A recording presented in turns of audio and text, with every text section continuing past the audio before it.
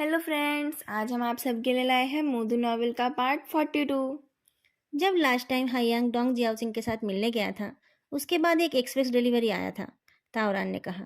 Label बहुत clear था। Camera footage में भी पता चल रहा था कि वो पैकेट डोंग चियान ने ही डोंग चियान को भेजा था। लो वेंजो फेदू की तरफ देखता है। उसकी आंखें थोड़ी देर पहले लेजी थी, पर अब वो पूरी तरह जाग गया था और उसका ध्यान फोन पर ही है। लो वेंजो ने कहा, लेकिन वो तो कुछ दिन पहले की बात थी। इसके बीच उसे क्यों नहीं मारा गया? क्योंकि उस टाइम उसके घर के आसपास रिपोर्टर्स घूम रहे थे और वो भी घर से निकल नहीं रही थी। और शायद किसी को पता नहीं था कि दोंग चैन ने क्या भेजा था। वो लोग हमें अलर्ट नहीं करना चाहते थे। 3 दिन बाद वो फूल खरीद कर बस में चढ़कर हैंगआई हॉस्पिटल गई, पर उसने फूल के पीछे छुरी छुपा रखा था, ये किसी को पता नहीं था। 3 दिन सोचने के बाद उसने रिवेंज लेने का सोचा। 3 दिन तक कोई इम्पल्सिव नहीं रह सकता। उस 3 दिन में उसको एक बार भी नहीं लगा कि वो पुलिस को कॉल कर सकती है। बड़ी मुश्किल से फेदू अपना आईवी ड्रिप लगा हुआ हाथ बेंड करता है और हॉस्पिटल के बेड के रेलिंग पर एक रिदम बजाता है। लो वेंजो ने उसका हाथ पकड़ लिया। मैं कोई स्पाई नहीं हूँ। मैं तुम्हारे इस कोड को डिकोड नहीं कर सकता। तावरान ने पूछा, क्या मैं स्पीकर पर हूँ? क्या फेदू है वहाँ पर? फेदू, कैसे हो तुम?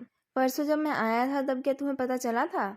मैं तुम्हारे लिए फ्रूट लाया था और ज्याओ ज्याओ तुम्हारे लिए बियर लाई थी।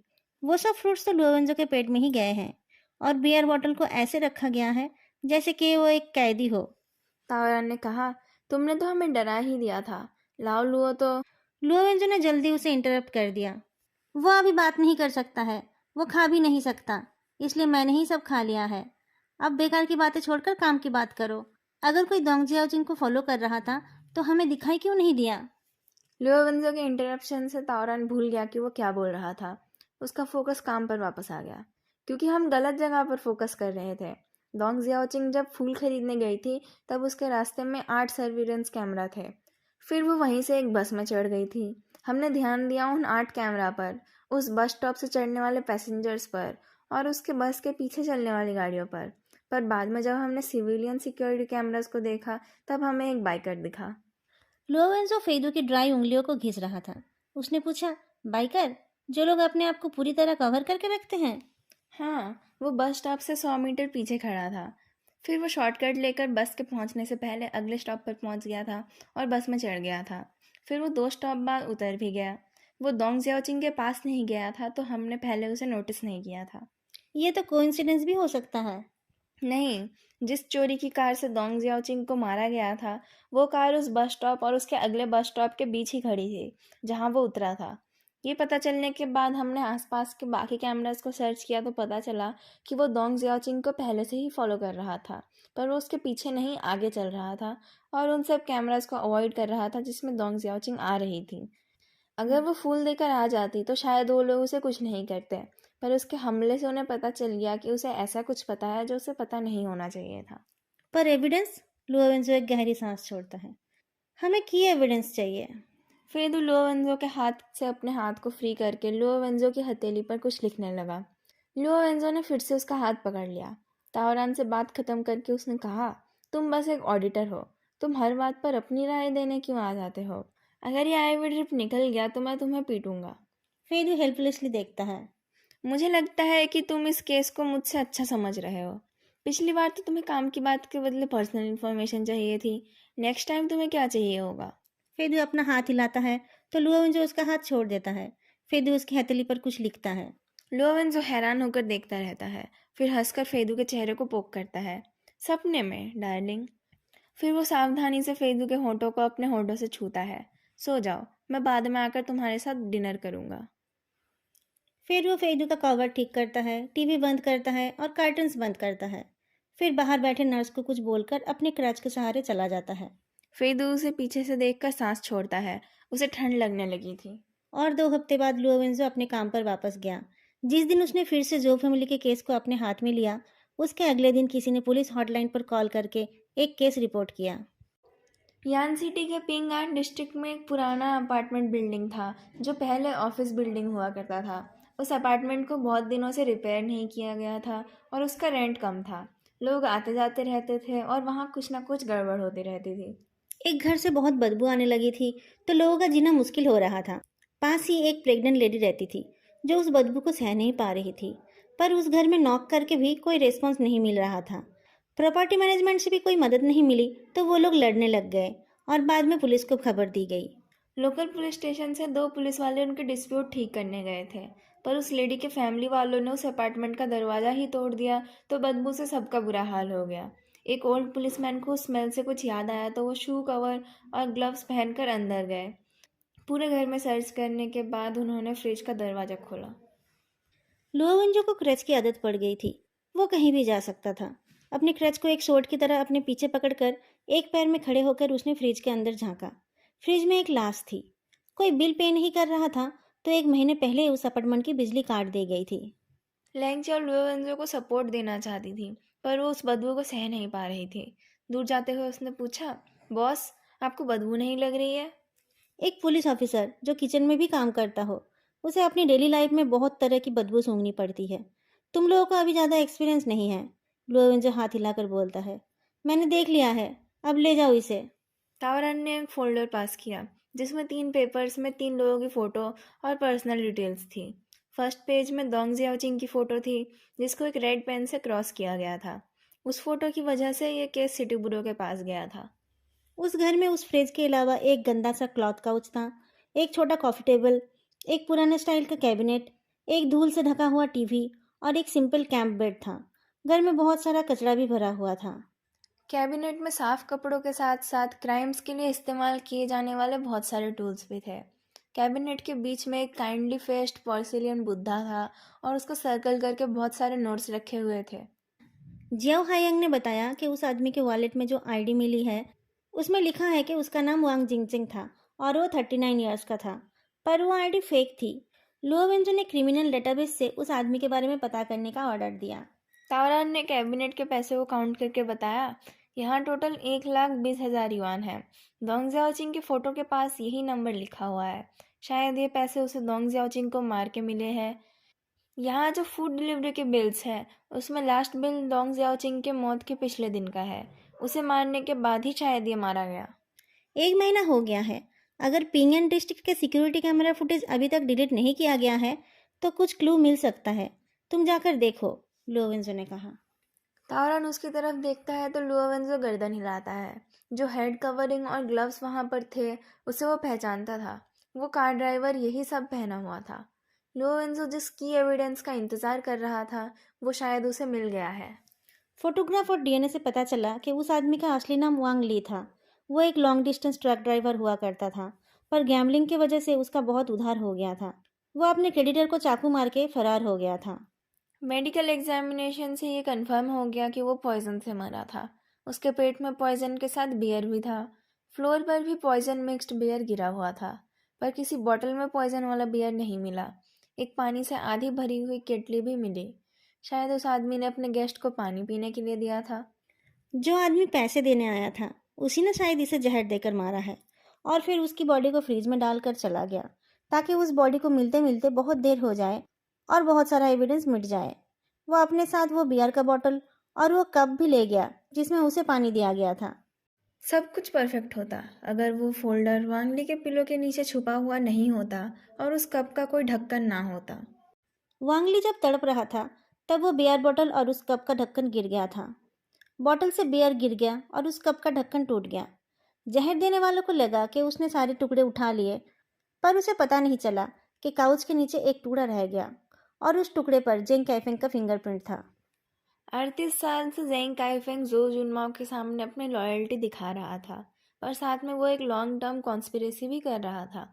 शुरू में तो उन दोनों का गोल सेम था, पर जब जेंग काइफेंग को लगा कि उसका और जो जुनमाओ का रास्ता अब एक नहीं रह सकता, उसने यांगबो को यूज़ किया और जो जुनमाओ को मार डाला। पर उसने नहीं सोचा था कि डोंग चियान कुछ ऐसा करेगा जिससे उसकी बेटी जो हुआइजिन को मारने जाएगी। जो हुआजिन नहीं मरा और उसने कुछ ऐसा बता दिया जिससे जेंग कैफिंग पकड़े जाने वाला था। जेंग कैफिंग को पता चलते ही वो भाग गया और मर्डरर को मार दिया। उसके बाद वो यांगबो को लेकर भागना चाहता था, पर पकड़े जाने पर उसने म्यूचुअल डिस्ट्रक्शन का ऑप्शन चुन लिया। इस केस के सारे की फिगर्स मर गए थे और जो लोग छोटे मोटे काम कर रहे थे वो पकड़े नहीं गए। इतने सारे इंसिडेंट्स के बाद लेजेंडरी जू क्लैन का उगता सूरज डूबने लगा।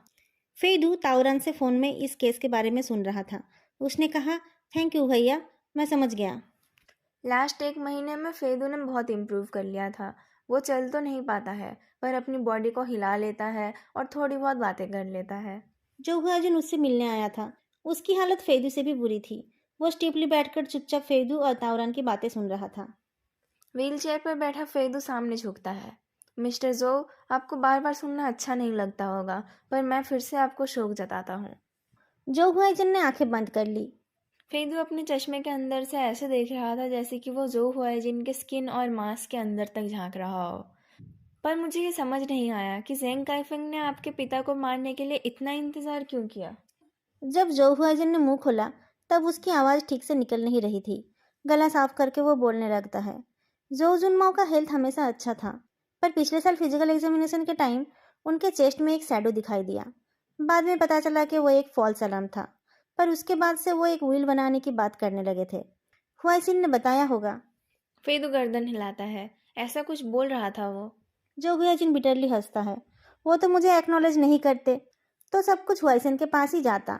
पर आप जानते हो, ये सब बिजनेस, खास करके जो पार्टली इलीगल है, वो संभालना उसकी बस की बात नहीं थी। और बताने की जरूरत नहीं थी। फेदू समझ गया था। जो जुनमाओ ने रियलाइज़ किया था कि उसका बेटा ये सब कॉम्प्लिकेटेड मैटर हैंडल नहीं कर पाएगा, इसलिए वो धीरे धीरे इलीगल काम से निकलना चाह रहा था। और उसी बात पर जेंग काइफेंग को आपत्ति थी। जो हुआजिन खड़ा हो गया। थैंक यू प्रेसिडेंट फे, मैं चलता हूँ, आप रेस्ट कीजिए। आप आगे क्या करोगे। और क्या करूँगा, मुझे तो अभी भी इन्वेस्टिगेशन में कोऑपरेट करना है। पर आप तो इन सब काम में इन्वॉल्व नहीं थे, आपको कुछ नहीं होगा। Many thanks for your blessing. पर मुझे सब कुछ ठीक नहीं लग रहा है। फेदू अपने अनइंजर्ड हाथ को व्हीलचेयर पर ठोकते हुए बोलता है। जो दादा, मैं आपको ऐसा बोल सकता हूँ ना। मुझे लग रहा है कि आपकी फैमिली में जो जो ट्रेजेडी हुए, इन सब का कारण ये है कि आपके पापा ने पैटर्निटी टेस्ट कराए बगैर ही ये मान लिया था कि आप उनके बेटे नहीं हो।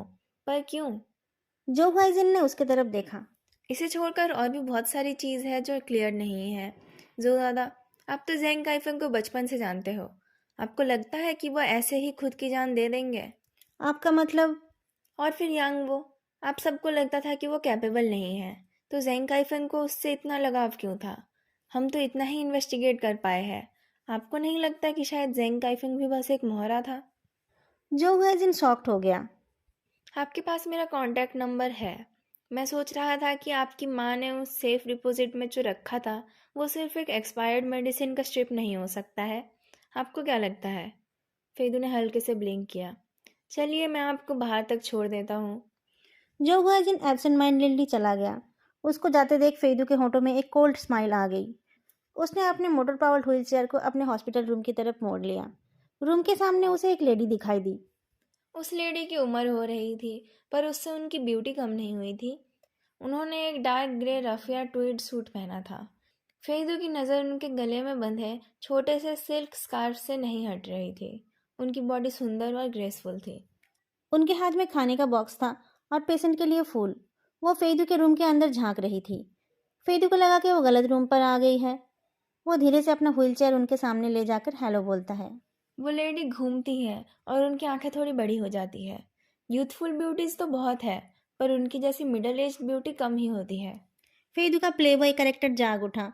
अपना चश्मा ठीक करते हुए उसने कहा, यंग लेडी, क्या आप रास्ता भटक गई हैं? यंग लेडी बुलाए जाने पर उस लेडी की बोलती बंद हो गई थी। वो कुछ जवाब नहीं दे पाई। आप यहाँ खड़ी हो तो ऐसा लग रहा है कि मेरे हॉस्पिटल रूम में चांदनी आ गई। फेदू अपने व्हीलचेयर को रूम के अंदर ले गया और किसी और का दिया हुआ एक फूल लेकर उस लेडी को दिया। मैं यहाँ सब कुछ जानता हूँ। आपको कहाँ जाना है? क्या मैं आपको वहाँ छोड़ दूँ? जब से फेदू खाना खाने लगा, तब से उसने नखरे दिखाना शुरू कर दिया है। उसने हॉस्पिटल के टेस्टलेस खाना खाने से इनकार कर दिया। वो सोच रहा था कि वो एक सुंदर प्राइवेट हॉस्पिटल में शिफ्ट हो जाएगा और एक कुक हायर कर लेगा। अपनी सुंदर असिस्टेंट्स को बुलाकर वो उनके साथ गप्पे मारेगा और उनसे छोटे मोटे काम कराएगा। उसे कोई फ़र्क नहीं पड़ता है कि उसे मेडिकल रीइम्बर्समेंट मिलेगी या नहीं। अनफॉर्चुनेटली फेदू उस टाइम ज़्यादा कुछ बोल नहीं पा रहा था। उसके कुछ बोलने से पहले ही लुओवंजो ने उसके लिए डिसाइड कर लिया। तुम्हें ये खाना पसंद नहीं है ना? मैं रोज़ तुम्हारे लिए खाना बना कर लाऊंगा। तुम्हें खुश करना इतना मुश्किल क्यों है? फेदू कहने लगा था कि लोवंजो इंजर्ड है, उसे इतनी मेहनत करने की ज़रूरत नहीं है। लुओवंजो ने उसकी बात को नज़रअंदाज कर दिया। तुम्हें चिंता करने की ज़रूरत नहीं है। लुओवन जो अच्छा खाना बनाता है, पर वो कोई मास्टर शेफ नहीं है। फेदू ने चुपचाप उसकी बात मान ली, पर क्यों, यह वो खुद भी नहीं जानता था। क्रिमिनल इन्वेस्टिगेशन टीम ने जो क्लैन के केस को टेम्पररी खत्म कर दिया था, पर इकोनॉमिक इन्वेस्टिगेशन टीम का काम अभी भी खत्म नहीं हुआ था और वो बहुत कॉम्प्लिकेटेड काम था। लुओवन जो बहुत बिजी था, आज वो एक के बाद एक मीटिंग करे जा रहा था। उसने अपनी माँ को ही स्ट्यू पॉट को और लुओ वीवियो को देखने के लिए और फेदू के लिए खाना ले जाने के लिए कह दिया था। मीटिंग में जाने से पहले उसने तावरान को कहा कि फेदू को फ़ोन करके ये बात बता देना। पर जैसे ही तावरान ने कॉल किया, फेदू ने कहा, भैया आप स्पीकर पर हो, प्रेसिडेंट जो यहाँ पर है, वो केस के बारे में जानना चाहते हैं। तावरान का अटेंशन काम की तरफ चला गया और वो खाना ले जाने वाली बात बताना भूल गया। फ़ोन रखने के बाद उसे लगा कि वो कुछ भूल गया है, पर उसने सोचकर देखा कि उसने सब कुछ ठीक ठाक ही बताया है। वो रिपोर्ट लिखने बैठ गया और उधर एक बड़ी गड़बड़ हो गई। फेदू को ऐसे देखकर मू जियाओचिंग को लगा कि शायद वो गलत रूम पर आ गई है। लास्ट टाइम जब उन्होंने फेदू को देखा था, तब उसके चेहरे पर खून नहीं था। उसके जिस हाथ पर आईवी ड्रिप चल रहा था, वो हाथ इतना पतला था कि हड्डियां भी देख रही थी। उसके पूरे शरीर पर बैंडेज था। वो एक पोर्सेलिन का पुतला लग रहा था, जो शायद हाथ लगाते ही टूट जाएगा। उसके आईब्रोज सिकुड़ी हुई थी, जैसे कि वो किसी तकलीफ में हो, जिसके वजह से उसे गहरी नींद में भी चैन नहीं था। वो बहुत बेचारा सा दिख रहा था। मू जियाओचिंग ने बाद में सुना था कि वो कार के पीछे छुप जाता तो उसे कुछ नहीं होता। उसका ये हाल हुआ था क्योंकि वो उनके बेटे को बचाने गया था। उनको लगा कि वो एक इन्फैचुएटेड लड़का है जिसे उनके स्काउंड्रल बेटे ने फंसा रखा है। जब भी वो हॉस्पिटल आती थी, उनका मन मैटरनल लव से भर जाता था। इसलिए जब लुओवेंजो ने अपने पेरेंट्स को फेदू से मिलने से मना किया था और कहा था कि अभी मैंने उससे सबको ये बात बताने के बारे में बात नहीं की है, अभी भी हम पेरेंट्स से मिलने वाले स्टेज तक नहीं पहुंचे हैं, अगर आप लोग उससे ऐसे मिलने जाओगे तो वो स्ट्रेस्ड हो जाएगा, तब उन्होंने उसकी बात पर विश्वास किया था। अब फेदू को देखकर वो समझ रही थी कि उन्होंने कुछ ज़्यादा ही सोच लिया था। फेदू की बॉडी ठीक से काम नहीं कर रही थी, पर उससे उसकी फ्लर्टियस क्वालिटी में कोई फर्क नहीं पड़ा था। उसके हॉस्पिटल गाउन के ऊपर एक डार्क ग्रे जैकेट था, उसके बाल परफेक्टली स्टाइल किए हुए थे और उसने एक रिमलेस चश्मा पहन रखा था। जब वो बोलने लगा, तब उसके आंखों में एक ऐसी चमक थी जिससे वो बेचारा तो बिल्कुल भी नहीं लग रहा था, बल्कि उसमें से एक डेमोनिक ऑरा निकल रही थी। ये तो बिल्कुल भी वैसा नहीं था जैसा कि उन्होंने सोचा था। Oh thank you. ये इनपेशेंट डिपार्टमेंट थोड़ा कंफ्यूजिंग है। मुझे अचिंग हॉस्पिटल रूम के नंबर प्लेट को बार बार चेक करती है और फिर पूछती है, क्या तुम किसी लुओवेंजो को जानते हो? फेदू की स्माइल फ्रीज हो गई। उसे लगा कि कुछ गड़बड़ है। उसने सावधानी से कहा, ओह वो मेरे कलीग है। एक्सक्यूज़ मी, आप। मुझियाओचिंग ने वो मेरे कॉलीग है को बहुत अच्छे से डाइसेक्ट किया, पर उन्हें उनमें कुछ हिडन मीनिंग नहीं दिखाई दी। क्या आजकल के बच्चे अपने रोमांस के बारे में ऐसे ही कैजुअल है? मू जियाओचिंग को सब समझ आ गया। क्यों आज खाना लेकर भेजने से पहले लुओवेंजो बार बार ये मत बोलना वो मत बोलना बोल रहा था, जैसे कि फेदू बहुत शर्मीला सा लड़का हो। वो समझ गई कि उस दिन आईसीयू के बाहर लुओवेंजो बस डींगे हाँक रहा था। मुझियाओचिंग बहुत खुश थी क्योंकि उन्हें लुओवेंजो को ब्लैकमेल करने का मटेरियल मिल गया था। वो खाना और फूल फेदू को देती है और बेड के सामने वाली चेयर पर बैठ जाती है। फिर वो वार्मली बोलती है, मैं उसकी नेबर हूँ। उसने कहा कि आज वो बिजी रहेगा और हॉस्पिटल नहीं आ पाएगा। मेरे हस्बैंड भी कुछ दिनों से इस हॉस्पिटल में एडमिटेड है, इसलिए उसने मुझे खाना लाने के लिए बोल दिया। तुम्हारा कॉलीग रोज़ तुम्हारे लिए खाना लाता है, वो तुम्हारा बहुत ख्याल रखता है। फेदू को दूसरों के एक्सप्रेशन बहुत अच्छे से समझ आ जाते हैं। वो समझ रहा था कि कुछ गड़बड़ है। उसने उनकी बात पर सहमति जताई और उस बारे में ज़्यादा बात नहीं की। उसने टॉपिक चेंज करते हुए कहा, थैंक यू, पर क्या आप सच में मैरिड है?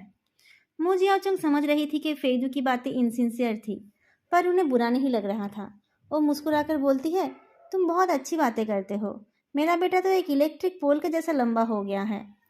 ये तो किसी मजबूत इंसान का डिस्क्रिप्शन लग रहा है। मैडम मू जियाओचंग का दिल बहुत बड़ा है। वो शुरू में तो फेदू को देखकर चौंक गई थी, पर वो जल्द ही संभल गई। कुछ भी हो जाए, ये बात तो सच है कि फेदू ने उनके बेटे को बचाया था और आईसीयू के बाहर लुओवुंजो का इमोशन भी तो सच्चा था। वो खुशी खुशी फेदू को उसकी फैमिली के बारे में पूछने लगती है। फेदू को पता नहीं था कि आजकल के नेबर्स एक दूसरे को इतने अच्छे से जानते हैं। वो mother in law type interview के लिए भी तैयार नहीं था। जोहू एजिन के साथ दिमागी खेल खेलने के बाद उसे रेस्ट भी नहीं मिला था और अब उसने कुछ ऐसी गड़बड़ की है जो उसे समझ नहीं आ रही है। जब मू जियाचिंग उठकर जाने लगी तब उसने जल्दी से लुओ वेंजो को मैसेज किया, खाना लेकर कौन आया था? फिर जैसे कुछ हुआ ही नहीं ऐसा दिखाते हुए वो व्हीलचेयर लेकर डोर के पास गया और उसने मू जियाओचिंग के लिए डोर खोल दिया। आपके फैमिली मेंबर कहाँ पर एडमिटेड है? चलिए मैं आपको ले जाता हूँ। फेदू से बात करके मू जियाचिंग बहुत खुश थी। वो अपनी बकवास भूल गई थी। उन्होंने ऐसे ही कह दिया, लेग डिपार्टमेंट। फेजू ने पूछा, क्या? मू जियाचिंग ने कहा, नहीं नहीं, मैंने गलत बोल दिया। ऐसा कोई डिपार्टमेंट नहीं है ना, ये शायद लिम्ब डिपार्टमेंट है या lower limb department. Athlete sport होने पर लोग कहाँ जाते हैं? लुओ वेंजो के उसकी फालतू बात करने का जीन शायद इन्हीं से मिला है। फेदू पोलाइटली बोलता है, आप मेरे साथ चलिए। वो अपना इंप्रेशन ठीक करना चाहता था। वो उन्हें इंप्रेशन डिपार्टमेंट के दौर तक ले गया। मू जियाओचिंग मुस्कुराकर बोलती है, तुम्हें और चलने की जरूरत नहीं है, पर तुम अचानक इतने पोलाइट क्यों हो गए? फेदू ने नाप तोल कर मुस्कुराया, मुझे ऐसा ही बर्ताव करना चाहिए। तभी उसके थाई पर रखा फोन वाइब्रेट करता है। उसने देखा कि लुओ वेंजो ने रिप्लाई किया है, मेरी माँ। फेदू का पसीना आ गया। उसने कहा, good bye aunty, take care. Mu Xiaoqing आहें भरते हुए बोलती है, मैं आधे घंटे के लिए भी यंग लेडी नहीं रह पाई और आंटी बन गई।